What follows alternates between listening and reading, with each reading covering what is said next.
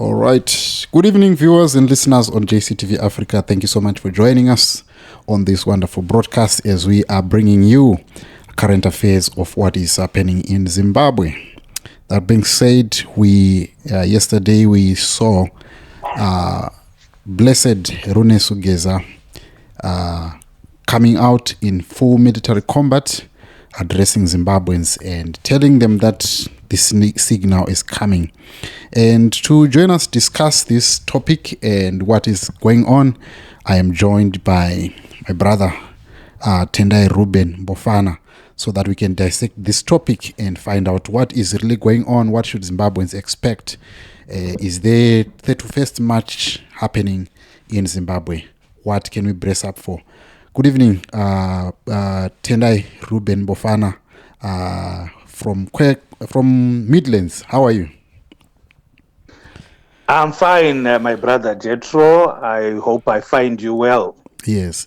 For those who do not know, Tendai Mbofana is a political analyst. He is also a writer. He also has a blog that he writes. He also does some opinion for Newsday. He has appeared on different platforms like GEZA. What do you make of the address by Blessed GEZA and the political space in our country? Yes, thank you so much, my brother Jethro. That's a very, very good question, because after Blessed GEZA had caused a very fiery storms a month or so back, yes, we saw that after being issued, after the police had issued that arrest or warrant, if we can call it that, or the signal that they would wanted to see him, he sort of disappeared.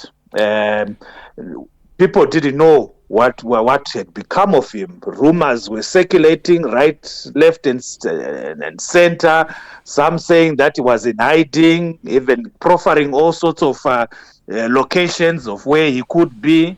Some were even saying that he had been bribed. I remember a figure, something like 5 million or so, yes, that was floated around, that possibly had been bribed. So after this long silence, even after the arrest of Blessed Mhlanga, the fellow journalist, supposedly for transmitting things that had been said by Blessed GEZA, we expected him to at least say something at that moment that no, leave this young man alone. But there was silence. So a lot of people were beginning to question what was really going on. So yesterday, the bombshell dropped, reappearing from nowhere seemingly, and introducing his new Twitter X account, and also broadcasting on YouTube was a huge surprise. And he had a lot to say. For all of those of us who watched the entire State of the Nation address, you'd find that he tackled quite a number of issues, mostly though to do with corruption in the country. He fingered a lot of individuals that he named directly.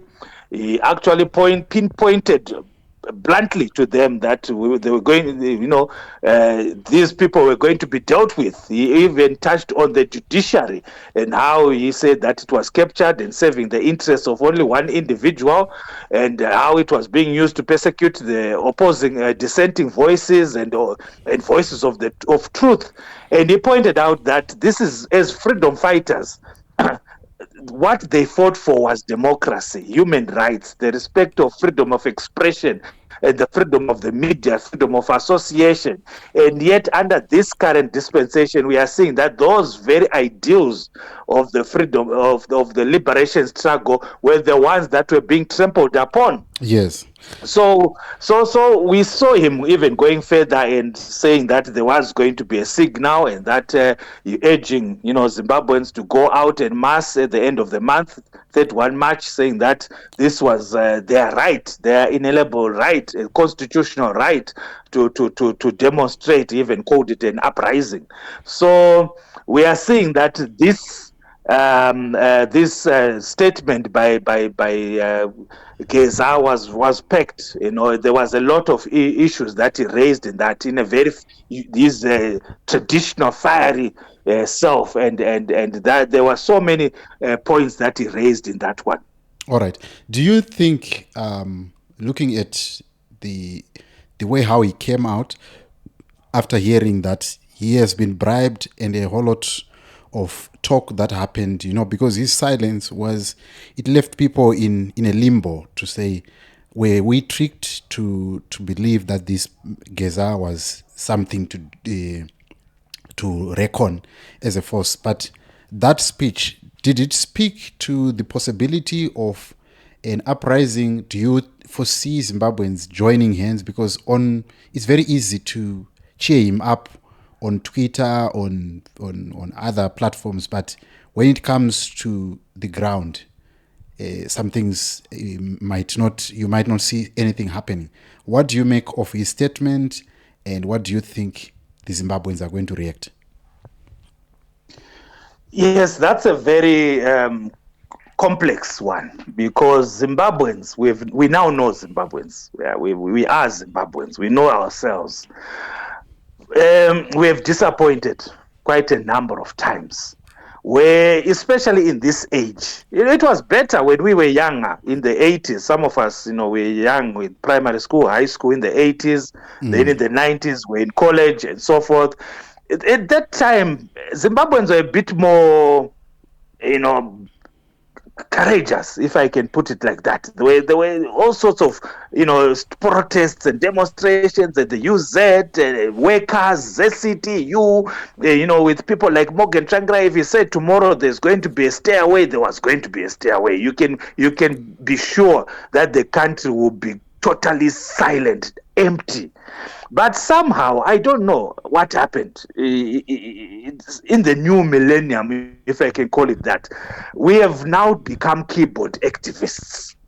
We now believe somehow that it's enough to vent our frustrations, to even let out our demands on social media, and then I go back to my normal life. I think that would need a psychologist or a sociologist or someone to really delve deeper into why is it so? Because Zimbabweans, I don't believe they're inherently cowardly.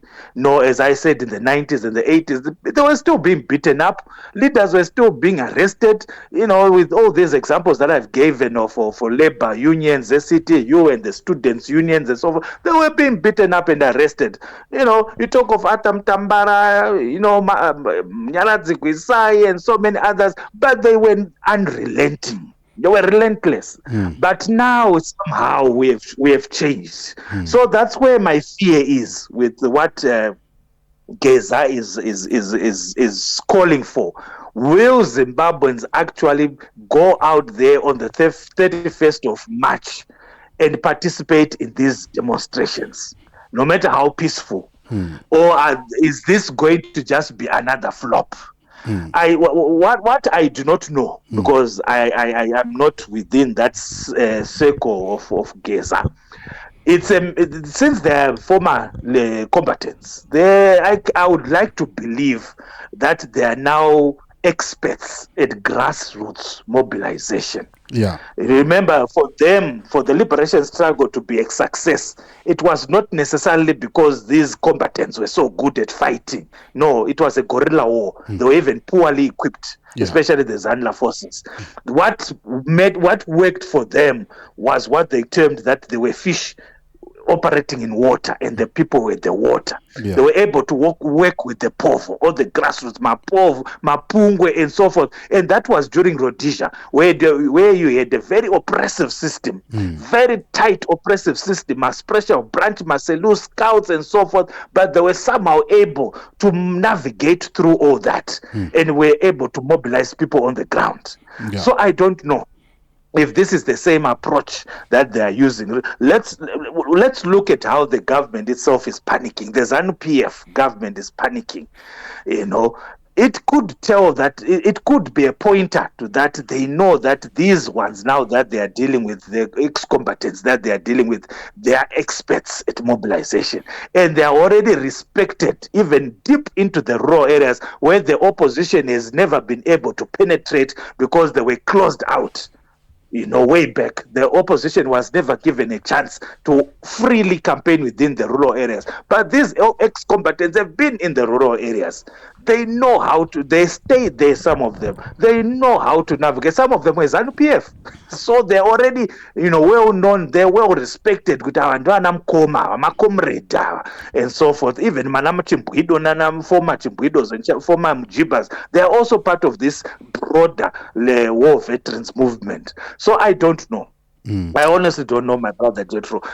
It could go either way. We could actually be surprised in that these war veterans have managed to mobilize on the grassroots. Remember, this is an internal, largely an internal fight within ZANU-PF. So if we are going to say it's largely an internal fight within ZANU-PF, it means we know that ZANU-PF has permeated every state institution. That's not a secret. Every state institution in Zimbabwe, which is supposed to be independent, has been permeated and captured by ZANU-PF. So if ZANU-PF itself is fighting within itself, who's to say that is also not permeating down to those state institutions? So I wouldn't be surprised that within those various state institutions, there are those who are supporting GEZA. All right. They'll be able to. Yes. Let's look at the statement by the police commissioner.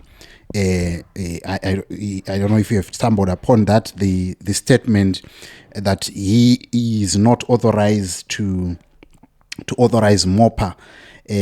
What does it speak to?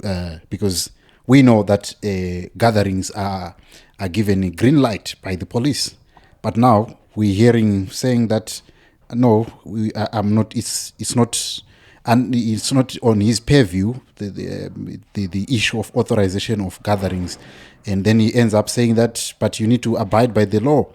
Does it speak to the panic that is within ZANU-PF and the quietness that we have seen, even the quietness of General Tuenga?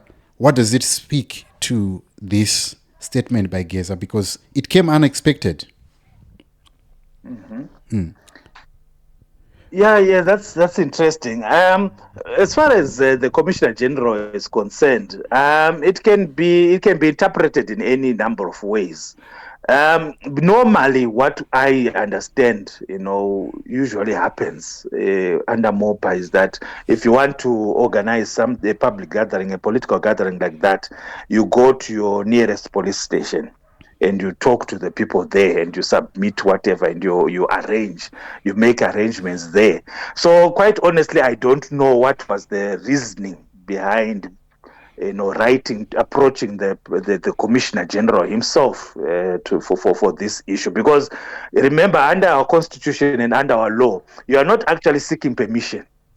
This thing that we try to say that you go to the police to seek permission to demonstrate, you don't need police permission per se to demonstrate. You are just notifying them. Because under a normal dispensation, democratic dispensation, then the police are supposed to supply people who then protect you. You remember what we do? Maybe there is a little parade like a World Press Freedom Day or something. The police will be there to just guide you, open the way for you, control traffic, that you can do your parade peacefully and march through town, holding your placards on World Press Freedom Day or World AIDS Day or gender-based. That's what is the same format for even political gatherings. But with political, because they are a bit more volatile, you need more manpower from the police. But what I'm getting at is that usually you go to your nearest police station for that. Where do you want to hold this demonstration? If it's in Harare, where maybe you go to Harare Central and so forth and so forth. So I'm not sure whether the Commissioner General really had any say, he should have any say in something like that. Quite frankly, I don't think so. What I would have thought was that if these demonstrations are serious and the war veterans actually are serious about staging these demonstrations, they should have first started with maybe the central with the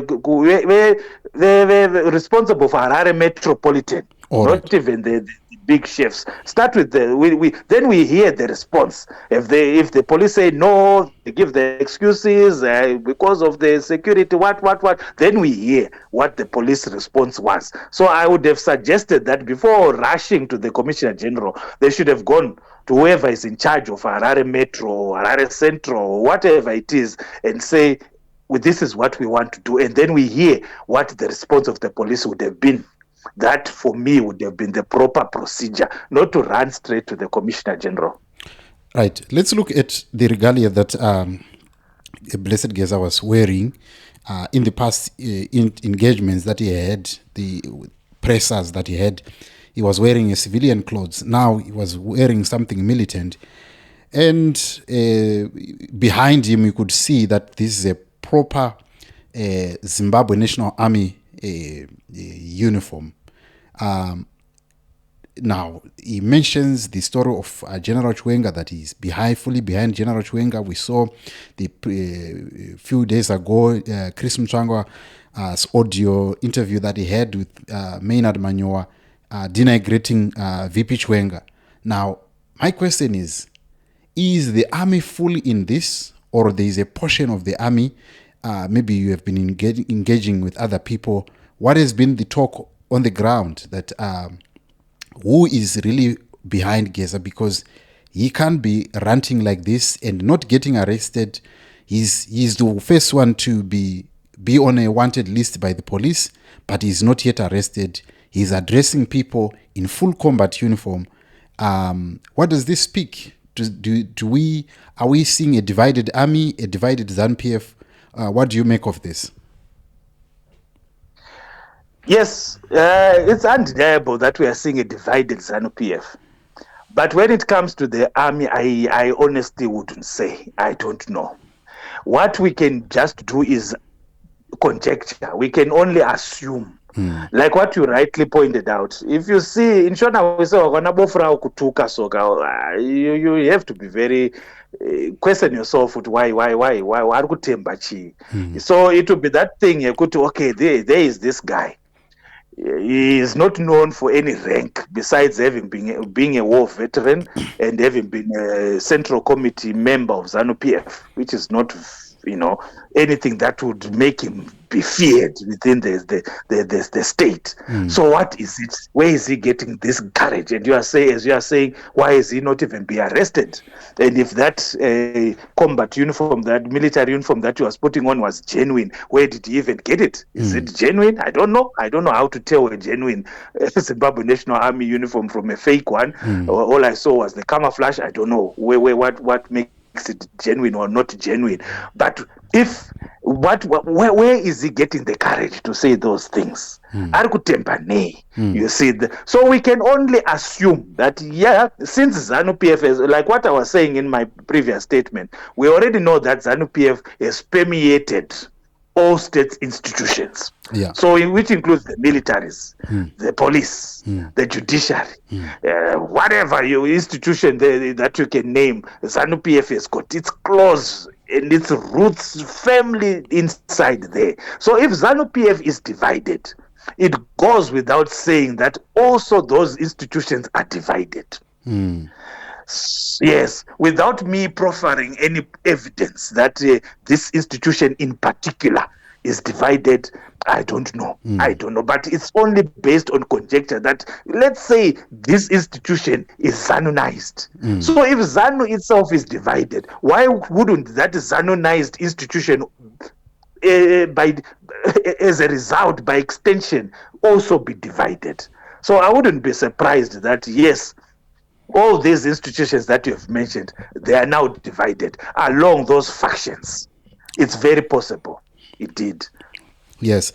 Maybe as we wrap up, I wanted to look at the statement I think you wrote on the issue of vendors being evicted, being given an ultimatum, actually, to say you are supposed to vacate and be on designated areas, which we know some of them, they are non-existent, and the people have been relegated to everyone being a vendor.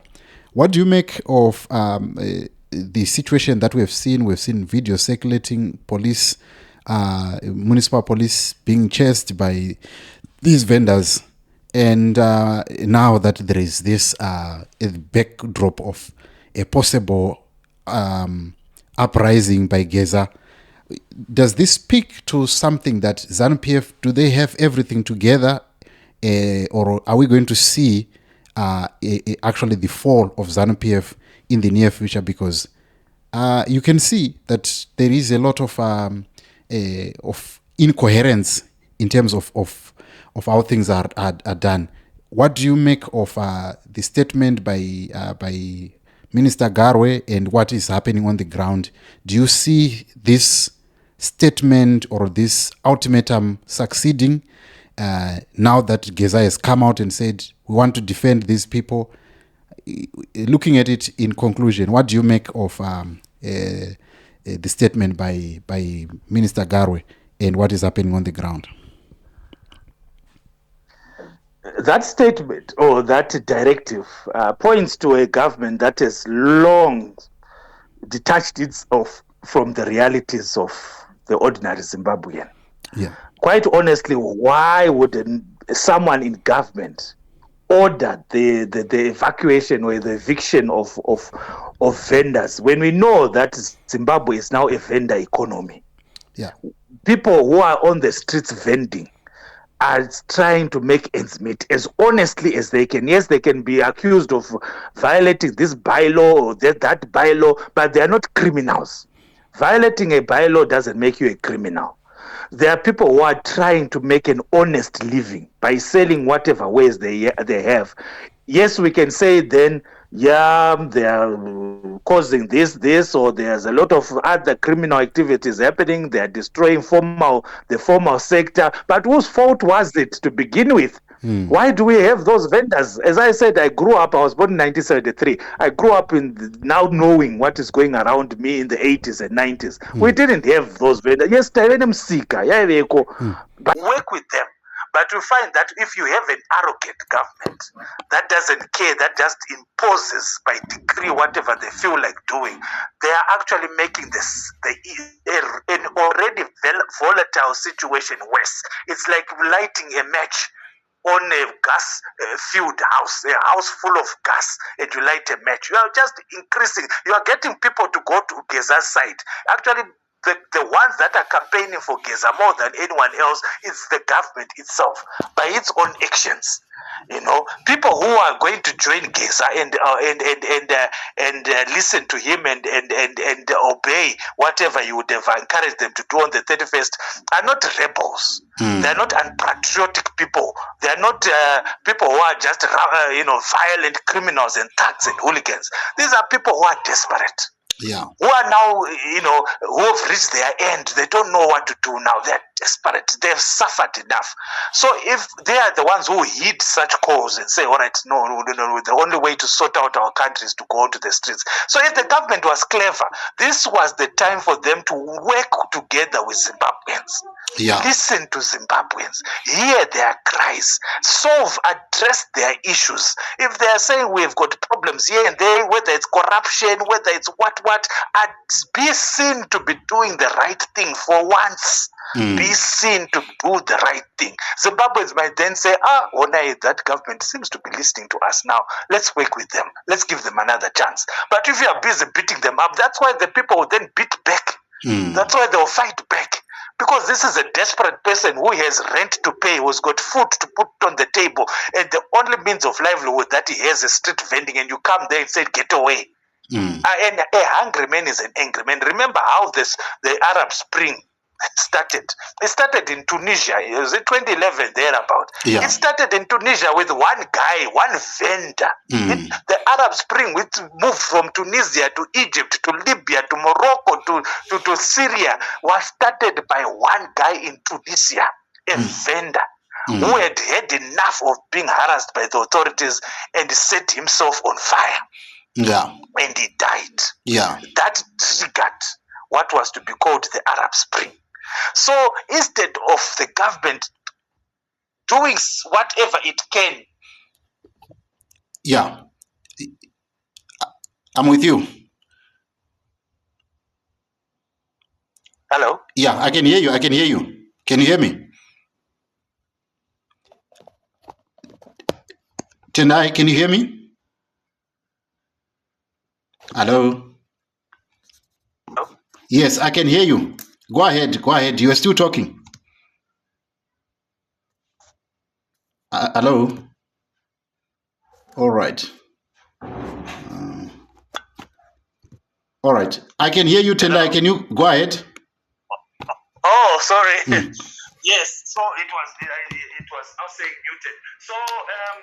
So I don't know where I stopped, but what I'm saying is that the government needs to change its approach. Yes. It has to show that it has compassion for the people. It can empathize with the suffering of the people.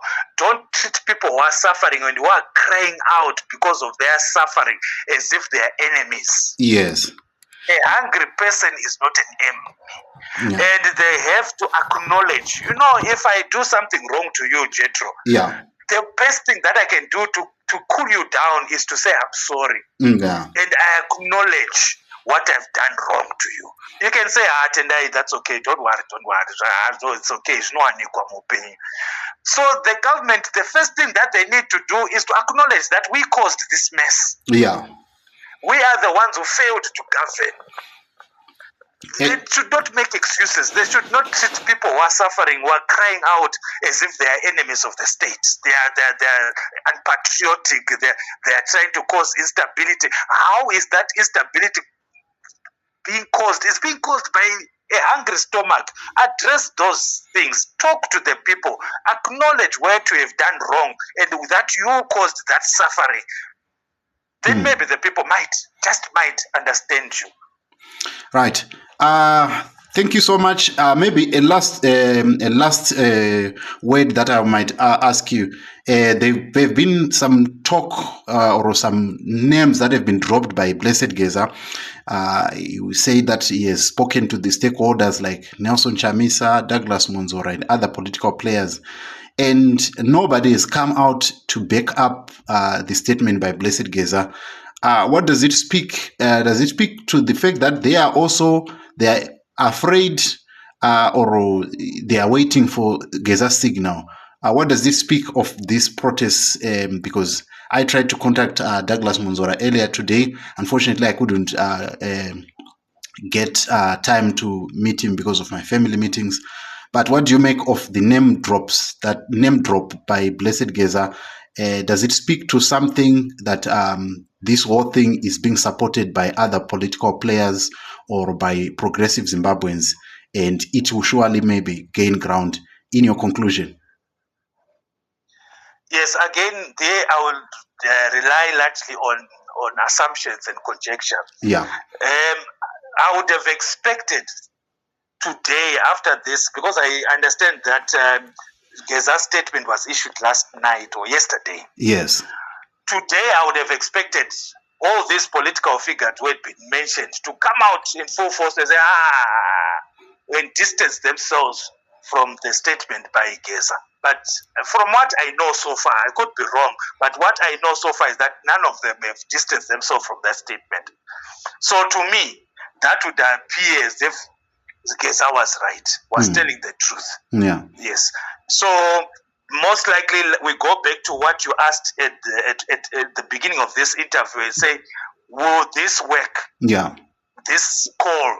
So and I said, I don't know what his strategy is. I don't know what GEZA's strategy is, who he is working with, why he is so sure that this thing will be a success and he will not be embarrassed on the 31st or the 1st of April and say, look, GEZA, because there's a danger that if he does this and he didn't prepare properly, that will be the end of GEZA. Because if this thing flops, because he's making a huge gamble, he's taking one of the biggest gambles ever by anyone after independence. If no one, hits this call and maybe 2 or 3 people turn up or nobody turns out throughout Zimbabwe, that's the end of GEZA. That's the end. So for him to take such a gamble, It could be that he's working with these opposition figures. It's very possible. So I don't know what has been happening behind the scenes, but there is a strong possibility that he is talking to them and there is something that they are doing together. Let's remember that this is not the first time this has happened. In 2017, where this military assisted transition, if you can call it that, was happening, the opposition was there in full force, which shows that there had been talks before this whole thing happened, and they had agreed to work together. Whatever they'd been promised each other, I don't know whether it's talk that there were promises of a transitional authority, a coalition government, a government of national unity, I don't know. But what was clear from what we saw, rallies being held by the opposition, we saw Chamisa and so forth addressing crowds, in 2017, it shows that there had been talks before. They knew beforehand that this thing was going to happen. So I don't know if this is the same thing today, because quite frankly, if GEZA is not prepared, he's not done his groundwork, he's not done his homework, knowing Zimbabweans, he will be very embarrassed and humiliated on the 31st. He needs to have done his homework. All right, Tendai Ruben Mbofana, thank you so much, my brother, for coming through and giving us your thoughts. Anyway, how can people get in touch with you, your socials, where people can get some of your writings? Thank you so much, my brother Jetro. I really enjoyed being on your platform. Those who want to follow me, they can follow me on Twitter. I'm there at Tendai Mbofana. On Facebook, I'm there as Tendai Ruben Mbofana. And I also have a WhatsApp channel that they can follow all my writings and so forth. What they need to do is simply contact me on WhatsApp, which is +263 715 66 77 00. Once they contact me and ask for my link to my WhatsApp channel, I'll gladly give them and they can join. All right. And that is appearing and on... my blog is, is Mbofana .tendairuben .news.blog. All right. That is appearing on the screen as you are calling it out. My brother, thank you so much for coming through. I really appreciate your time. Hopefully we will be watching what is going on and seeing how it unfolds before our eyes. Thank you so much, my brother. I really appreciate it. All right. That was Tendai Ruben Mbofana giving us his thoughts, political analyst, writer, who also write on opinions on Newsday and different platforms. Is also an activist. So that being said, thank you so much, viewers and listeners, for joining us on this platform, as we'll be watching and following the news and the happenings of Blessed GEZA and what Minister Garo has said, that vendors are supposed to vacate and go to different designated places. That being said, it's goodbye for now, and we'll see you on other videos.